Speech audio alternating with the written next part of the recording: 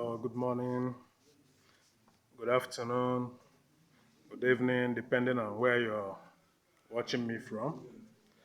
Okay, so today I want to talk about basic questions or considerations that you need to ask yourself before you start up a business.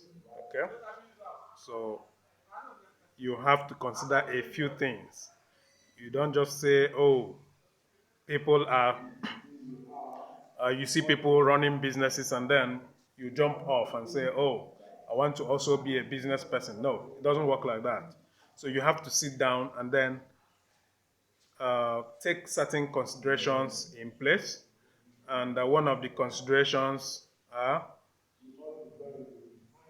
is there a market for whatsoever business, either services or uh, goods that I'm about to introduce or whatever I'm about to start? Is there a market for it?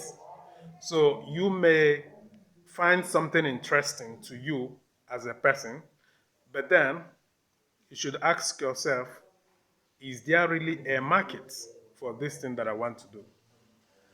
Okay? What is the demand? What will it take?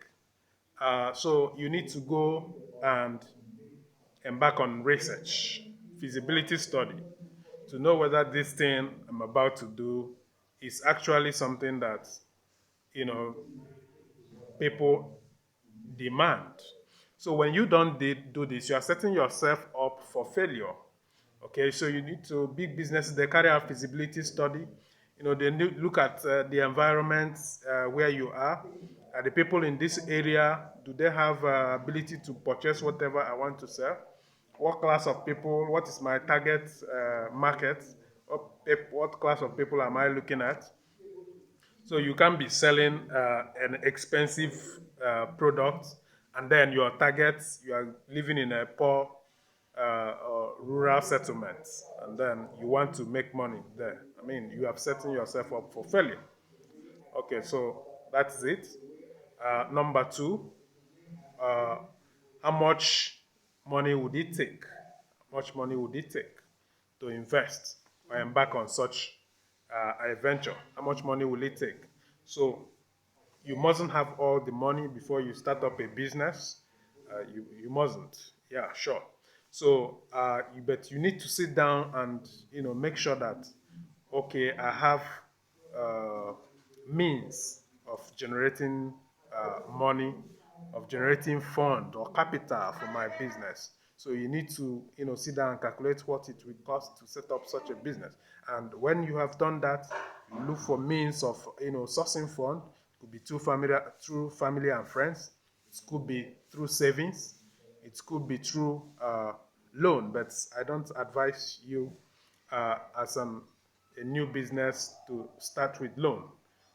It's counterproductive sometimes. So you must have started your business and gone far, and then the level of income that you earn, so that if you borrow loan, you know how you can repay. So it's not usually good to start up a business borrowing. Okay, so but some people do it, but it's not the best advice to give you. So uh, that is it. uh, you ask yourself, how many days a week is required for this. That's in the case where you are a part-time business person. Maybe you own a job and you also want to run a business. You ask yourself, how many, what time is required within a week for me to accomplish this business?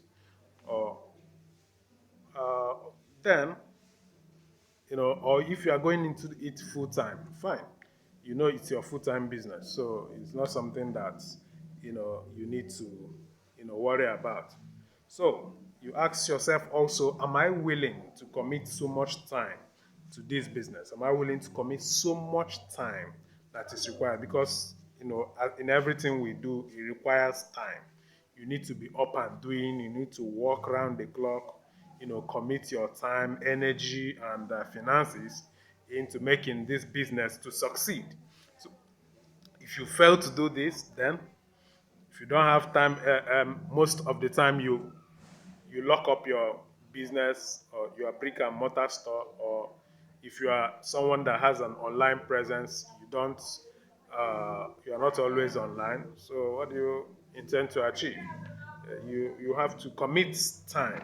So it takes quite a lot of time, to be able to do that. So what are the risks involved in the business? Okay, what are the risks? Because for every business, there's a risk. So you analyze your risk, and then when you have done that, you cushion the effects so that the risk will not be so much on you. So let's say, for instance, you are starting a transportation business. What is the risk involved?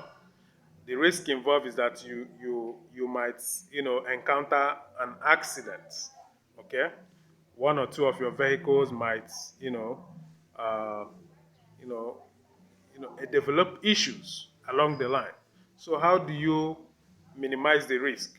You minimize the risk by uh, buying uh, insurance policy that will cover in case anything happens to you know, your business, your vehicles. The insurance should be able, even yourself.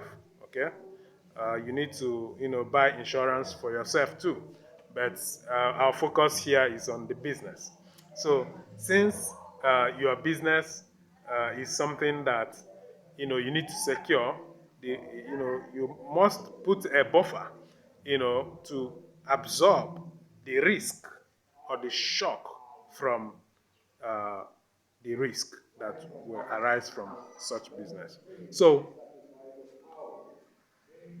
a particular business, you need to, that's why I talked about research earlier. You need to know the uh, rate of failure associated with that particular business that you are doing. So when you have considered you do this is what you need to include, in your feasibility study. So you know the rate of failure of that business. That would enable you to know your chances of being successful. Okay. Okay, then you ask yourself another question. Do I have the right background? Okay, do I have the right background to run this business? Is this something that takes skill? Okay, do I have the requisite skill? Can I muster the skills required for this thing? Okay, let's say that I'm engaging in a technical area. For instance, if I hire professionals in that area, will I be able to monitor them effectively? Do I have the requisite knowledge and skill, to monitor people who are working for me? Yes. So skill is relevant. And if you are starting a small scale business or medium scale business, you are not talking about, much people at the time. So you can solve this problem by having partners, partners who are skilled, but you should also be skilled and knowledgeable so that you know what is happening in your business and how to run it. Okay, so that is about background. So some people actually, when they are in a particular sector, let's say the financial sector, and they are experienced in that field, and they understand that, okay, if I leave this place, I have level of knowledge which I can convert into a business. So they go ahead and embark on such business with the level of knowledge or technicalities they have acquired in their field. Hmm? So that's it. One more thing I need to talk about. Do others who own this kind of business have more experience than I do? So this is taking into cognizance your competitors. Who are my competitors? Are they more experienced? Do they have better skills than I do? So if they do, how do I, overcome uh, or stand a chance in their midst? So you do this by, looking for something peculiar. Okay, You study uh, the other businesses, okay, your competition. You study them and find out what they are not doing that you can do that will make your business, you know, distinct from their own. That will put you ahead of maybe their experience and head start. So if you are watching this video now, do subscribe and push the notification button in case I post new videos, so you'll be able to get videos notification that I've posted new videos. So thank you for watching, and subscribe, stay on my page, like, thank you for watching.